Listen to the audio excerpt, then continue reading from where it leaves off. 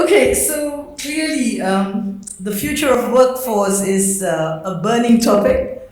I'm sure everybody is very excited to hear about it. So let me, without further ado, invite the esteemed panel who will share the stage with me today. I have Mr. Prabhat Shukla. He is the Rooms Division Curator of InterContinental Hotel, the City. So InterContinental, as we know, it's an iconic style and ambience type hotel, and it's part of the IHG group, which has obviously an extensive global portfolio. Next, I welcome Mr. Anto, Director of Human Resources of the Mondrian Doha, luxurious property with a lifestyle segment and part of the prestigious Echo Group. And last but not least, Mr. Sinan. Mr. Sinan is the General Manager of Byte.com. Byte, as we all know, is a leading job site provider in the Middle East and North Africa, connecting job seekers to employers. So thank you, gentlemen. If you just take a moment to introduce yourselves, please. I'm just trying to turn on the mic. My name is Anto. I'm the Director of Human Resources from Mondrian, Doha. I've been in Doha for almost 12 years of time. If it's in any other country, I would have got a golden visa by now. So, been in human resources almost like 16 years, and completely into hospitality and hotel industries. And that's a quick brief about it. Thank you. Good morning. Myself, Prabhat. I'm the Rooms Division Specialist, as Nanthini said, working for InterContinental Hotels for the last 14 years and 8 years in Doha. Thank you. Hi everyone, my name is Sinan. As introduced, I'm a GM for Byte.com. Byte's been in the market for 22 years now, so we've been running for quite a while. I'm glad to be here, glad to be invited. Hopefully we'll add value. Yes, hopefully as a team we're going to add value to this session. In a minute, we're going to talk about some burning questions. I've been talking to some of the other hoteliers in the city from the HR faculty, and obviously they have some very interesting questions that they've put forward, and I'm sure the panel today will be able to address it. What's even more interesting is that today's panel is a mix, right? So we have the operations element who looks at more the hospitality and business element of things, Mr. Prabhat, and then we have Mr. Anto, who is then the recipient of most of the workforce, right, in the city, and Mr. Sinan, who then provides the workforce. So very three different perspectives into this topic. So let's start maybe with one of the most interesting questions. As you know, we all know this year is World Cup, FIFA, and it will be very interesting to know how the FIFA World Cup has impacted hospitality workforce. So maybe we can start with Mr. Anto. Would you like to? Yes, that's an interesting question, I would say. The word FIFA, and especially after the pandemic, I would say there is a great reset for the hospitality industry. And so quite a lot of opportunities available in the market. And recently what we can see is the ministry and with the help of other government officials, they have made certain visa processing which is much better and easier, which is helping us to hire the people as soon as possible comparing to the previous years. And I would say like 3 years, 4 years before you compare, and now it's much better and easier. As a human resources, I can say sometimes you start to hire a person, it's going to take at least 2 months, 3 months, 4 months time. But now things are much better and easier to bring the people all the time, which is actually helping the hospitality industry, especially in the hotel industry, I would say. And a lot of talents.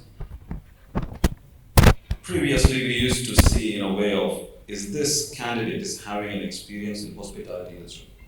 That's the way how a human resources see. Do you have an experience in hospitality industry for 2 years, 3 years? Then we hire you. But a remarkable change, I would say, after this COVID period, there is a saying, they say, think outside the box or be outside the box, but now hospitality is thinking like there is no box. So that's an amazing thing, I would say. They go for the talents, but not for an experience. They go for an attitude, but not for the number of years what the people are working. So I think there's quite a lot of opportunities available in Doha market. And I also can see that people are making use of it. The employers and employees are making use of it. They're able to get the right talent, right time. And especially before FIFA, I think we'll be very much ready to handle the one of the biggest events in the world, I would say. Thank you. Thank you very much, Mr. Anto. Indeed, I think. If you allow me, I can add here. Sure, please, Mr. Sinan. The World Cup did not, I agree with what Ben said. In addition, the World Cup allowed Qatar as a country to attract diverse talents. Yes. In the past, it was kind of selected talents. So now it opened to worldwide talents from hundreds or 100+ countries. And as well, from the other side, it was easier to attract those talents to come to Qatar, because now Qatar is on the map to the World Cup. So in the old days, we need to educate people about Middle East, especially talking about Western talents. Nowadays, it's easier for them to know what kind of environment or culture we're talking about. So that is the attraction both ways. That's great. Thank you, Mr. Sinan. No, I was just going to say that, I think the level of open-mindedness in terms of the type of employees that we bring into the hotels at the moment has definitely changed. And I would just, it's very interesting that what you shared, Mr. Sinan. I'm just quite curious to see if there's been a shift in the kind of talents that have actually been requested by hotels from your end, because you are the provider, right? So would you like to say something about that? Definitely, yes. Okay, in the old days it was about certain nationality, certain culture, because we have a certain visa limitation in some circumstances. Now, due to this huge event, attraction is selected to have diverse nationalities, diverse culture, because we're going to have a diverse audience. In the old days, we don't have that diversity in terms of customers or audience coming to the hotels here in Qatar. Nowadays, we're expecting at least 70, 80 nationalities coming to the country, so that makes a big difference in terms of attraction. For sure, there's a big difference.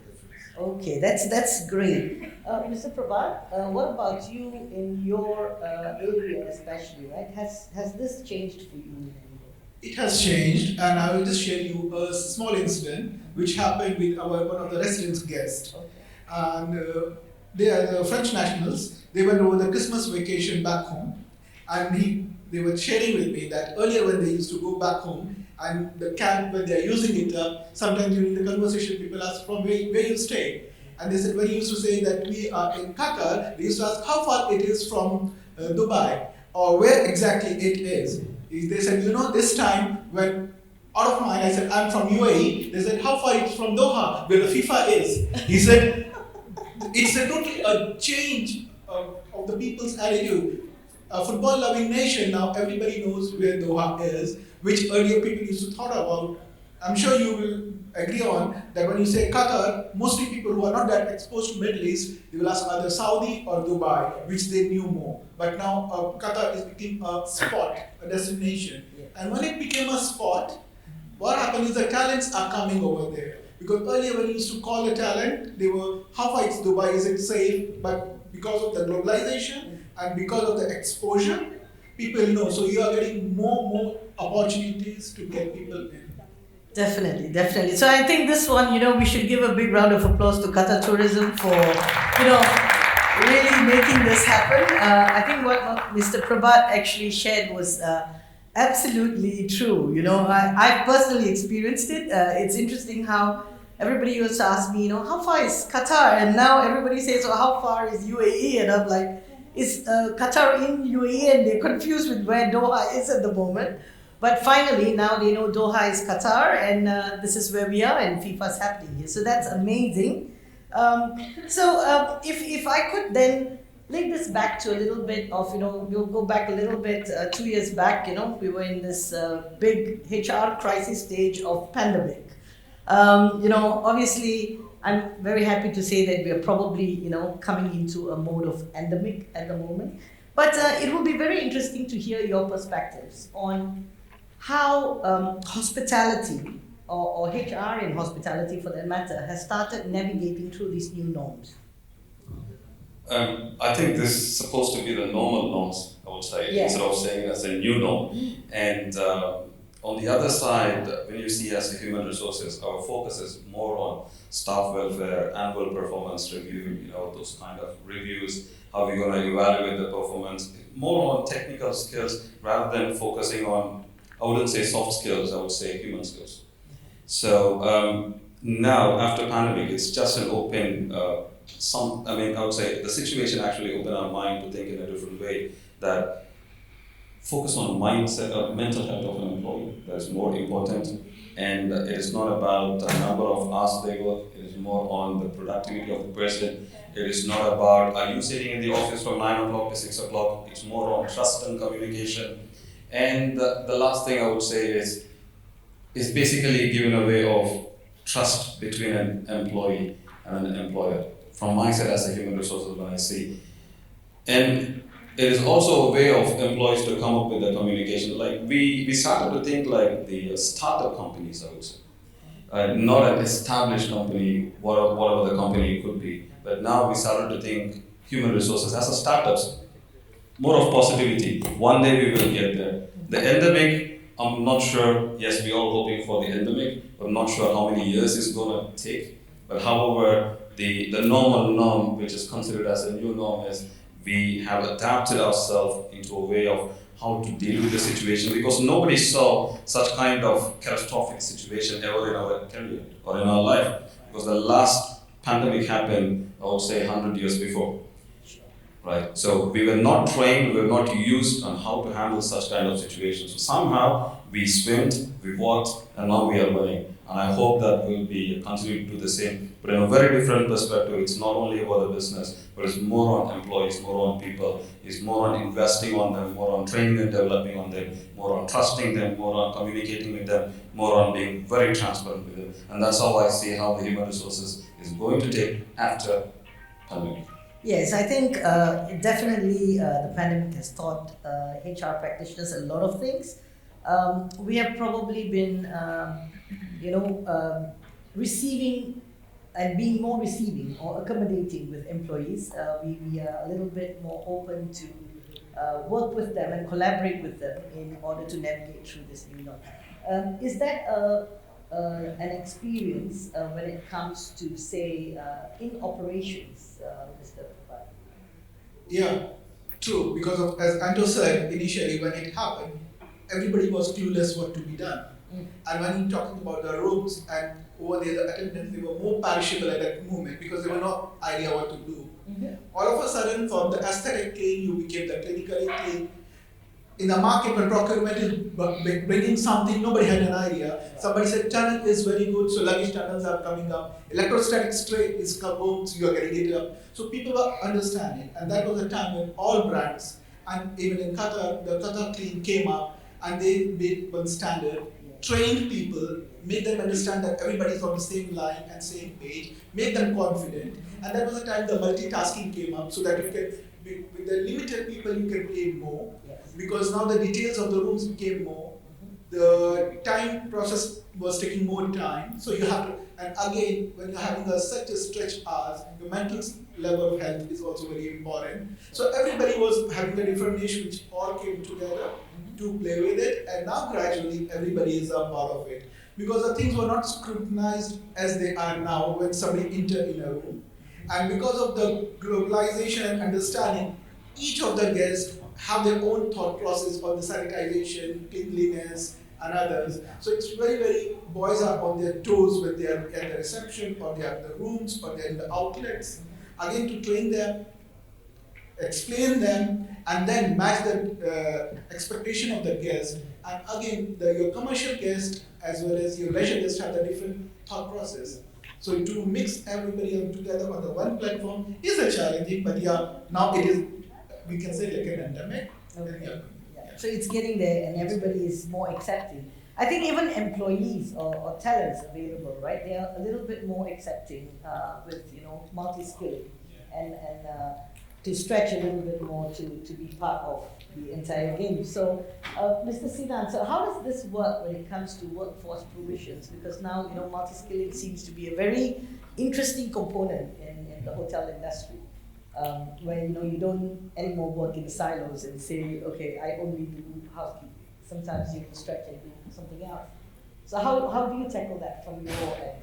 It was a challenge in the beginning because employers used to hire for a specific skills. Now, due to the pandemic, we run on minimal operation manpower, especially. So people has to be multitasking.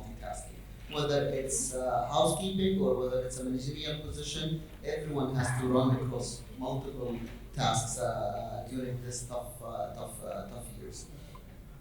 It was a challenge in the beginning. People were not used to that, especially if we're talking about remote positions. People used to go to the office, communicate, collaborate with their colleagues, having face-to-face conversation, face-to-face meetings.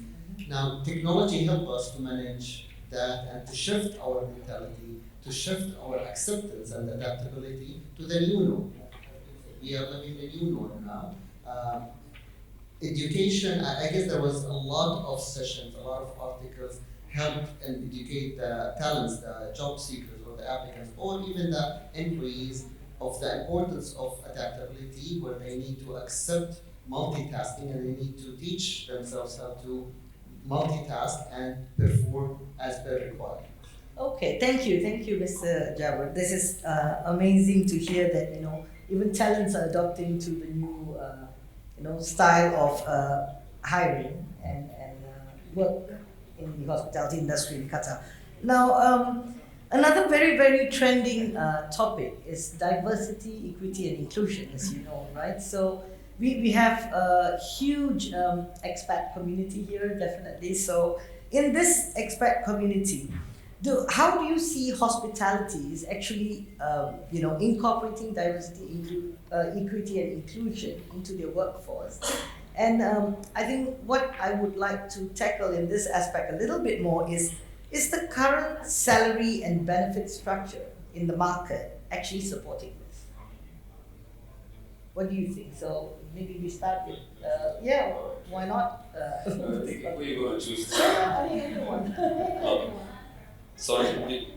Anyone with the answer, yeah? So I will start to answer from the last question, right? Is the salary and benefits is it supporting? That's what your question, right? Is the employees happy? I would say no. I mean, this is a regular thing. If you go to any employees and say, are you happy with your salary? Yeah. The answer is like, I'm okay, but it could be better if I have a little bit more. That's quite normal. But I would say we're comparing to previously, comparing to the market, I would say there's a lot of hotels. I don't want to mention the name of the companies. I would say it could be a 3-star hotel, it could be a 4-star, it could be a 5-star hotel. They have made an amazing survey and they have changed their offerings. That's what I would say. The basic and the benefits what they're offering. There are a lot of investing. It's not only on the salaries, I would say, and they're investing on the training. They're actually investing on training the leaders. That's very important. If you see why the employee leaves, we always know it's not because only of the salary, also because of the leaders. So the way as human resources of the hotel now they look is not only investing in based on the increasing the salaries and benefits, but also investing on training and developing the leaders who are going to handle them. And going back to the first question, diversity. From my point of view, I would say hospitality is one of the segments which accepts a multiple diverse culture in the entire world, I would say.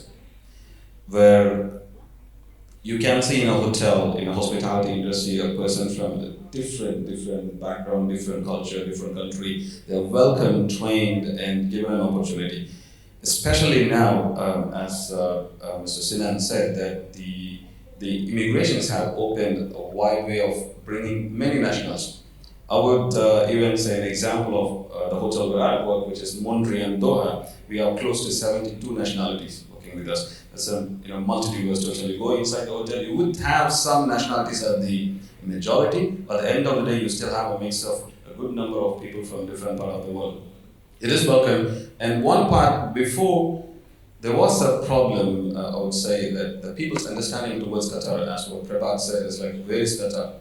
But now we know Qatar, so Qatar is becoming a center of attraction, and everybody know about Qatar, everybody want to be a part of Qatar, want to experience this one in a lifetime opportunity of being a part of this FIFA World Cup. So the people are coming in, the interest is there, the CVs are coming in, and also the hospitality industry is encouraging it, because this is what we wanted. But when you see a candidate or a student, employee from a different part of the world, it's always good to adapt to their culture, because when you see a guest from the same part of the world and you have an employee from the same part of the world, it's always good to see, hi, you're from where? I'm from the same country. So that's what we wanted. It's all about communicating, all about getting along with the guest. So that's happening now, I would say. Yes, it enhances elevator pitch, as they say. Exactly. Right? When you have the very common things between the guest and the employee, you end up being more interactive. It is, yeah. Right? So that's great. What about, sorry Mr. Prabhat, I'm going to come back to you in a minute for you, but I'm actually now very curious with something that what Mr. Anto said, and I'm going to then ask the question to Mr. Sinan. So, yes, salary and benefits is one thing. Of course, Qatar has moved from 4 to a room to 2 to a room in hospitality sector with employees. So despite this, there are still certain nationalities that do not prefer this benefit structure and still look for something different. Is this still a pressing challenge in these days after the pandemic, or has this changed? This is a preference, and preference always have a challenge. Of course.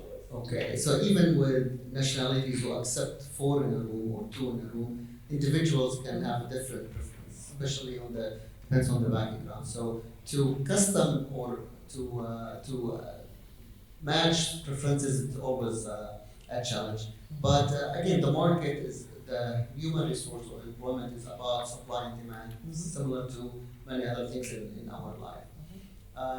Mentioning the salary or the acceptance, people understand that during pandemic it was a challenge, not for the hospitality sector in Qatar, worldwide, especially this kind of industry. So they accept the benefits, they accept the challenges, because that's what the world can offer overall in terms of benefits and salaries.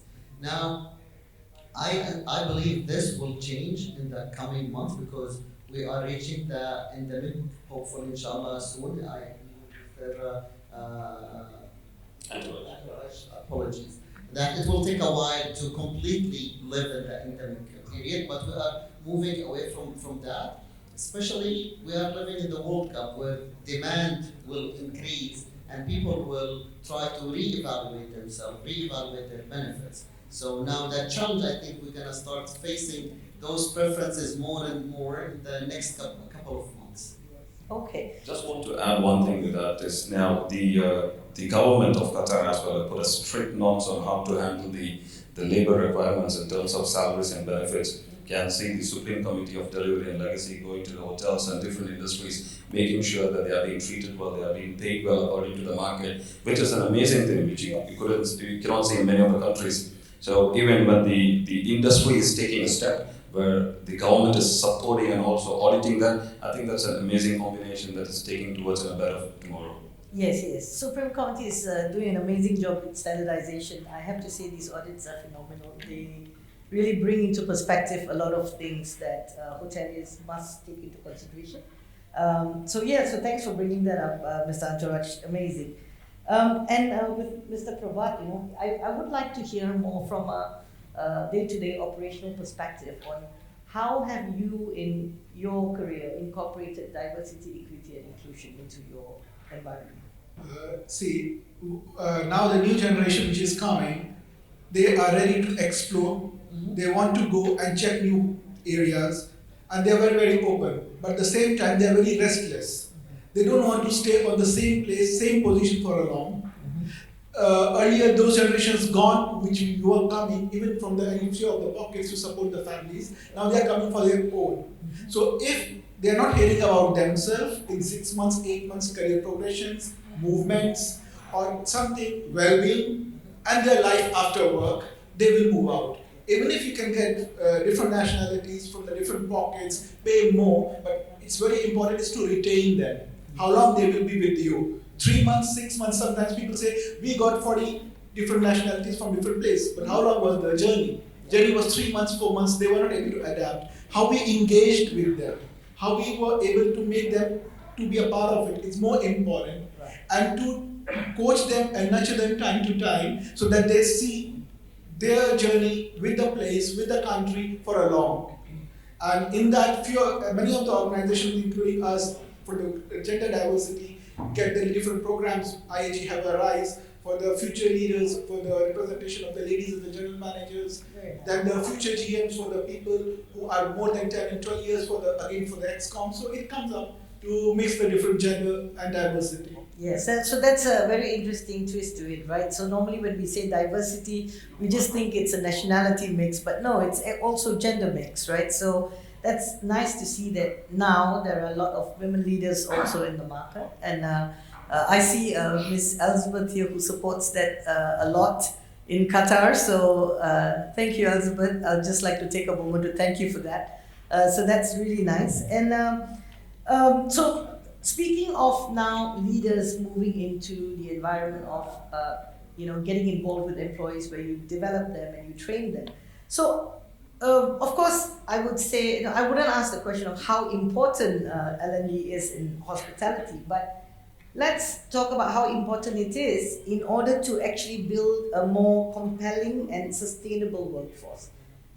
Because as we all know, towards the beginning, when we talk about cost-cutting budgets, right, the first cost that gets cut, training. Or because you cut workforce and then they don't have enough time to send people for training. So it is really a chicken and egg situation. So how is that managed? Maybe Mr. Antaraj, in your hotel, maybe you can share with us how you manage that. In all the places I have worked, I would say, instead of specifying the hotels, there's a nice sentence which I came across a few years back. It's like there's a manager who's going to the boss and pitching I want to train all my employee, and then the answer of the boss is like, so what will happen if you invest all the money and the employee leaves, right, or the training? And then the manager answers back like, what will happen if you keep all of them without training? Exactly. So the productivity and the development of an employee, everything will be at the end of the day will be not as what we look for. Training and development, I would say, is an integral part of human resources, not only for human resources, I would say any department. And before, we always expect an employee to be having a minimal number of years of experience, as I said in the beginning of the conversation.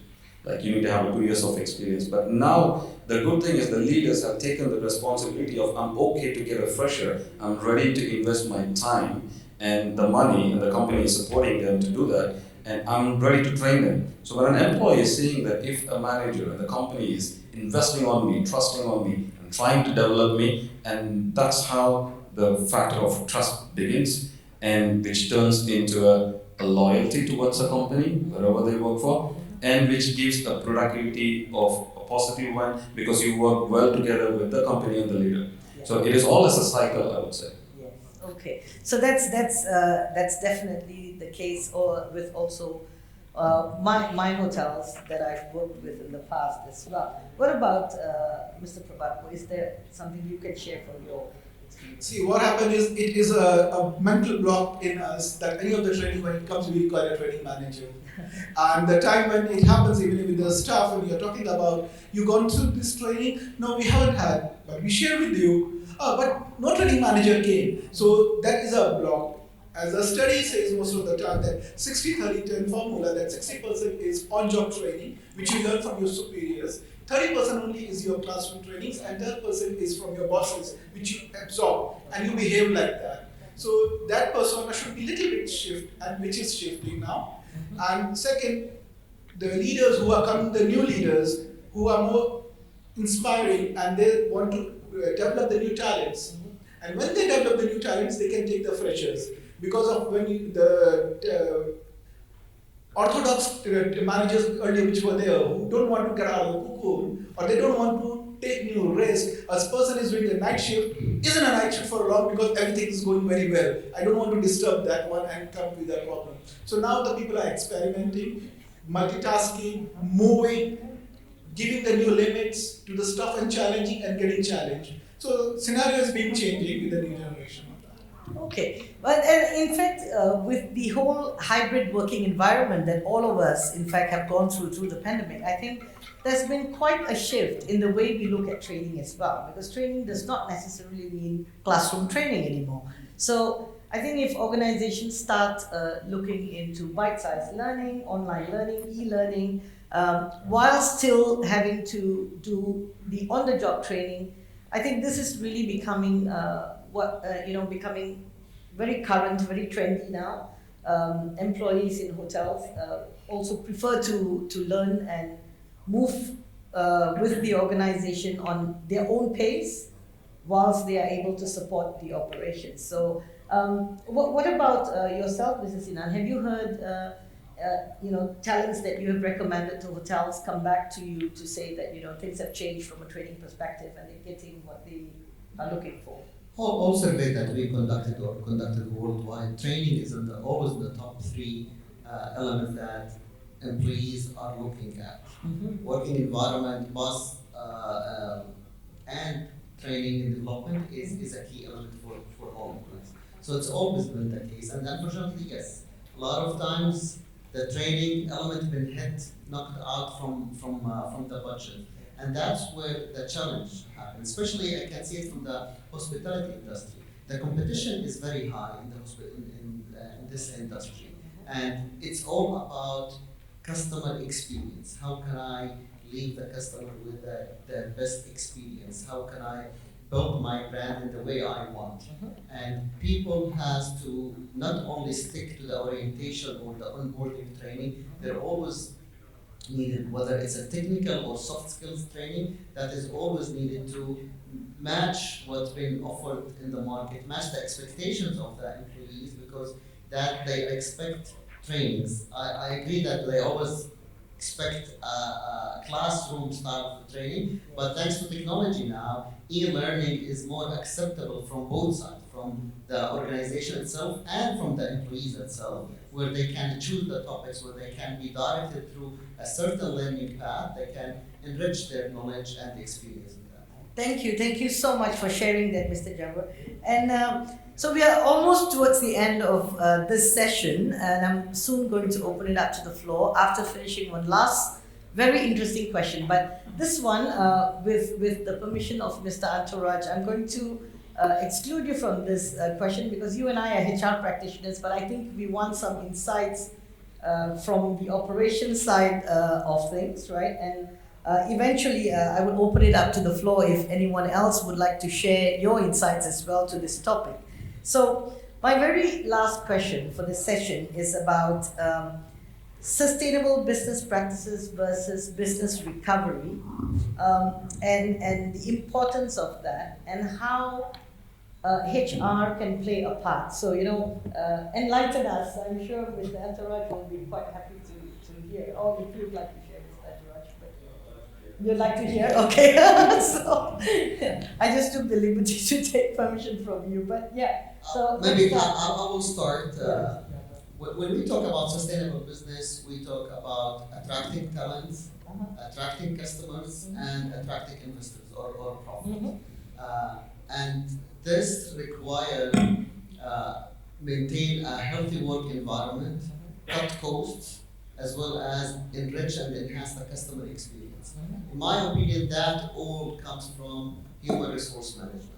If I'm able to build solid principles and best practices in terms of managing my human resource, I'll be able to recover crisis faster than my competitors or any other players in the market. That was a clear case during the pandemic.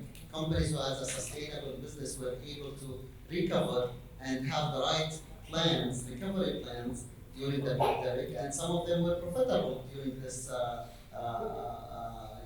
hard times. Also, sustainable business practices allow us to adapt to change. A lot of businesses been out of the game because of the adaptability. It was hard for them to change mentality, to shift mentality. Having a paradigm shift was essential in cases, and we're going to see that some people believe that this is stopped. Okay, it was I need to shift during the pandemic. Now additional shift is not required. In fact, we're going to see more shifts, whether it's a pandemic or not. Hopefully, we'll not see any more pandemic soon. But there will be shifts and changing the game, changing the human resources. Yes, and that will continue to happen. Sustainable business help adaptation, help setting best practices, and help maintain and retain top employees and top talents. Mr. Prabhat, what about you? I can't add much more, but again, when it comes to the sustainable business and you are following things, you have to bend as per the market norms and getting as per the market needs. Again, on the rooms initially, when you're talking about somebody, for us as an attendant, was very fine who knows how to clean a room and things now, what chemicals you are using and what are the compositions and what are things now we are looking forward for. So a little bit of shift is there. And we don't mind a person who's doing a turn-up service can help in the luggage pickup in the during evening hours is again the thing, and it's a shift in the demand, and it is a shift in the practices, and this is what makes you more solid when you want to run a long play. Right. Thank you. So, I just, perhaps I think my little insight that I've gathered from here is that, HR practitioners, I think we need to start embracing them as business partners in organizations rather than, the old school thought of paper pushers, because they play a vital role in actually setting a lot of, the tone of the organization to a large extent. So I'd really like to open this up to the floor if you have any further questions on the future of workforce, and I'm sure our esteemed panel here will be very happy to take your questions. Sorry, it's me again. Thank you very much as well for opening the topic from a sustainability perspective. I think just would like to add a little bit over there or just get a question out. Of course, with the World Cup, there's one thing which is maybe as well from a sustainability perspective not as sustainable to look at. A company was created which is managed by Accor to manage 60,000 rooms actually, and it's planned to have something like 11,000 employees just for that company. The company will be dissolved after the World Cup, but what's happening with these people afterwards? Anto, I know that you have something like a HR group, global group or global, but a local group over here. Is there any kind of developments already underway of how the then existing hotel market will be able to absorb at least some of these people from a sustainable perspective? Being a part of Accor as a Mondrian person, I don't want to open that little secret what we're going to do with that 1,000 people. But yes, we have a plan, of course. When we hire the people, we are not hiring the person who is actually in the job. So it's a limited contract. And we are basically, most of the employees are hired from outside the country who actually want to get an opportunity to travel out of the country to come and work. That is number one. Number two is, and all these employees, once they finish, I would not say all, if they are suitable to be absorbed by any hotels, not only for Accor, it could be any hotel. Because when we see down the line, it's not only FIFA, we can see that QTA and the ministries are working on quite a lot of events which is lined up. So now the focus is on FIFA. But we have quite a lot of surprises coming in 2023, the first quarter and second quarter. So there is not going to be, I don't want to use the term, let me use it. It's not going to be a bloodbath for the employees, right? They will be absorbed by the other companies as well. And also Accor came up with a plan of, not only Accor, I can see many of the hotels, they came up with a plan of hiring interns. So it is not all a full-time employee. If you see 10,000 or 11,000, at least half of them are going to be an intern. It's a part of their curriculum. They have to come under the internship. So it's an experience for them. So we're trying to minimize the redundancy, but at the end of the day, it's an option of an employee. They're not forced to take the opportunity to come in. So it's their will and wish. If they are in their country, if they want to go, it's like a summer job. If they want to travel outside their country, they want to get an experience, they come, they work, they go back. If they want to stay back in Qatar, of course they will be getting a transfer to stay back in Qatar. And also they can be moved to any of the hotels, not only for Accor, that's what we say. Did I answer your question? Thank you. I think if I just could add a little bit more with what Mr. Antoraj has shared, I think the Doha HR hospitality community, we are actually very closely knit, if I may say. I think we tend to support one another a lot with employees. So I would think that, we will find a way for the people who are, looking for some sustainability eventually. Yeah. Okay, any more questions? I have two questions. Sure. First question, Saudi Arabia have a huge aggressive pipeline and they will do anything over and above to secure the workforce. Mhm. What are you planning to do post the World Cup to make sure you're going to retain? Because you're part of the chains, so change will move it as you go.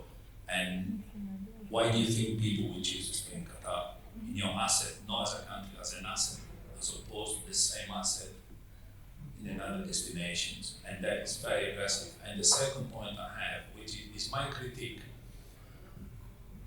as human resource people, and then I started with Four Seasons in '93. So one of the things I never understood is that you've got an army in the housekeeping department, and it's the people that got the closest contact to clients. And I've never been absolved anything that is in the hotel. And when I ask a question about the local environment, they can never give me an answer. Oh, sir, go to concierge. So, considering the activity that Qatar Tourism is doing on this online training about Qatar and that, what are you doing to make sure that people in the front line actually know what, if somebody asks a question? This is my two questions I have. Maybe I'll answer the first one and then leave the hard one for you. I was thinking this one. Please go ahead. I would say I've experienced the second one. We are living in a war talent for sure. A lot of talent immigration are happening from Europe to this part of the world. We can see that from the number of visas being issued, the diversity we have in the countries. I'm not talking about Qatar only, I'm talking about this part of the world. There's a huge talents that we are blessed to have in this region, diverse talent that raise the bar of that challenge. Now we question why Qatar, why Saudi not Qatar, or why Qatar not Saudi, or why Dubai not Qatar, and vice versa. Each of the markets inside the Middle East has a different culture. Dubai has its own system, it's more open to the Western world. Saudi preserved their culture, they opened the past 3 years, and Qatar keep the Arabic safe family business or family environment culture. And we are seeing that from the practice of the World Cup. In Qatar, push to keep the culture as is, not to change concept or principles of the community and culture for the sake of the World Cup, to teach the world that this is the culture, we are proud of it, and I respect that a lot. Now, if your question, if it's the same environment, the same entity, the same benefit, why Qatar? It's gonna be the more benefit to the person and preference of the people themselves. How safe is the country, the wages, the benefits, the fees, the lifestyle they prefer, and that's where they're gonna choose one place over another, organization over another, or a city over another. We're gonna see a lot of changes in rules and policies. We saw that already in UAE, where they applied a 4 days working week, not the 5 typical working days week we have. I believe we're going to see more of those changes happening in this region to improve the work-life balance, as well as the quality of employees' life. And then preference kicks in, and people choose based on their preferences. Thank you, Mr. Jabbar. I think that was very insightful from the perspective of talents that are looking. Did we answer your question? The second question. The second question now. So, second. I'd like to add one more point on the first question. I would say, to be frank, yes, there are people who are moving from Qatar to Saudi Arabia to the new island, right? If I'm not wrong, there's a new project which is coming up. and they're offering amazing package, which we know as well. Yes, which we know as well. They're offering at least, if someone is getting 2,000, they offer 6,000 easily. Let me put it in numbers. They offer because they need to get from Qatar or Dubai. But as Mr. Sinan said, it's a personal preference too. How safe is the country? And there's a lot of other things in their mind before they take a step of moving from one country to another country. So the advantage for us is FIFA, plus there's quite a lot of project which is coming. And again, Qatar is Qatar. And the people who love Qatar will stay in Qatar. So whatever is like me, I'm an example, 10 years, 12 years in Qatar. So can see a number of people will be staying quite long in Qatar, even though you had an option to move to a different country. It's a personal preference, plus again, at the end of the day, where you want to stay. That's one. And second question is, I completely agree with you. No going back. I don't want to give any reason on that. Yes, it sometimes happens that the employees couldn't able to explain when the guest is asking them about the local market or where they have to go and have a nice, let's say, Mexican food, or where they have to go for the sand, dune bashing. They don't know how to answer. But we train them. We tell them. In addition to that, of course, they are in all the social media. They know exactly where is what. But we put them sometimes when a guest is asking them, they might be shocked, or according to their position, they don't want to answer, or they don't know what they are going to answer. It could be any of the different factors which we are still trying to figure out. We always tell the employees, that's the first thing. When a guest is asking you, please answer them. They will say yes. And they will say, we even give random questions to them. Could you answer this? Yes, we know. You put them in front of the guest comes and asks the question. Like this, silence, right? So they don't answer. It requires a lot of input and training from human resources as well, not to deny on that. We have to work on the communication level because we bring people from different parts of the world, and the guests, of course, they will expect an answer from any one person they see in the hotel. They don't choose the person to ask the question. So I take it as an advice, and again, we'll pass it to the HR people in Doha as well, my peers, and we'll start to work on the communication level of our employees, how to educate them on answering to the questions, what they know actually before. Thank you. I think in light of moving and navigating through the new norm as well, I think that's a very interesting perspective, and thank you very much for sharing that. So we will share it with Just to add on that, when we are talking about the shifting, as we say, the biggest war is the war of talents. So how you will retain them and what you are going to offer them, a salary or a career development. If you are not able to reply them, then for sure they will move. And it's not necessary that they are moving to your competitors. Might be one account is moving to another account, or hire moving to hire for their career development. That is again their succession planning, where they are moving or. So people, you can't stop it out them, but unless and until there is something more lucrative for them to stay and develop themselves. As I told you earlier, people are very restless now, the new generation. They can't stick on the same position more than 18 months to 2 years. So they want to move. 18 months is long. Yes, 18 months. Sometimes 6 months. 6 months. 6 months. You see one of the candidate applies to you with a CV, he works for 1, 2, 3 hotel. In 6 months you get the same CV, different hotel. In another 6 months, different place. As he said, they want to grow up, they want to have their personal commitments, and they want to achieve their target in their life. So the gap, the time period what they have to spend to gain the knowledge, I wouldn't say it could be 8 months or 1 year. We cannot put it in numbers. But whenever they feel they are confident enough to grow to the next position, they should. But now, as the war of talent is there, I hire from the different hotel, and after 6 months, the same hotel hire from me, and after that, the third hotel will hire from both of us. So that's what exactly happening at this point of time. And it was happening, but now as most of the hotels, they have started to put the process in place of how to develop the people, how to take care of them. There's one point I would add, like, what do you have to do for a sustainable business? The one answer is take care of your employees will take care of the business. That's true. And I guess the magic question here is what's in it for them, isn't it? If we answer that question, I think a lot of things would, iron itself out. Any further questions? Please. Yeah, actually it's not a question. As an HR myself for more than 10 years. That's why I'm laughing because I can relate. Because the most successful companies here are the ones who retain their employees. sometimes we fight with the CFOs for the budget constraint or organizational development. But the moment an employee comes to work, they're already motivated. So motivation is out of the picture already. And the moment a guest or a investor or anyone who enters your company, they will know as an HR that they are happy with their company. The way the employees, frontliners, from the receptionist up to the higher management, the clients know if you take care of your employees.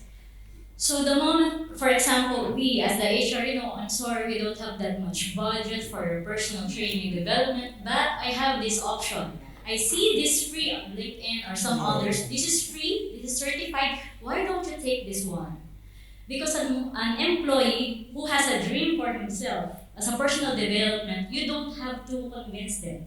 They will do it by themselves. Look, man, sir, I finished this training for 1 month and I learned a lot of things. Maybe it's time that you will reward me for and he can be an asset in our company.